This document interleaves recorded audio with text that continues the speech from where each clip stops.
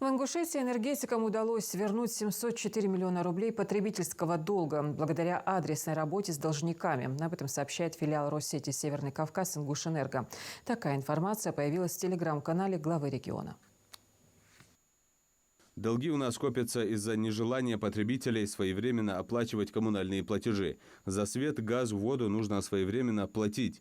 Это значительно повышает качество услуг и упрощает жизнь потребителей.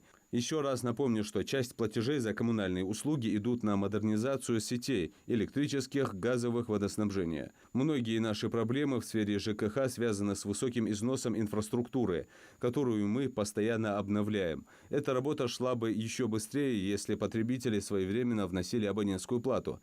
К сожалению, поставщикам ресурсов нередко приходится идти на такие крайние меры, как отключение от сетей, чтобы приучить людей к платежной дисциплине. По информации профильного ведомства, более 6 тысяч абонентов оплатили счета, не дожидаясь применения крайних мер. Однако почти 2500 потребителей, не погасивших суммарные долги в размере 164 миллионов рублей, были обесточены. По оставшимся заявкам работа продолжается. За 11 месяцев текущего года энергетики направили более 16 тысяч заявок на отключение, в том числе свыше 11 тысяч по категории населения и порядка 5,5 тысяч в отношении юридических лиц.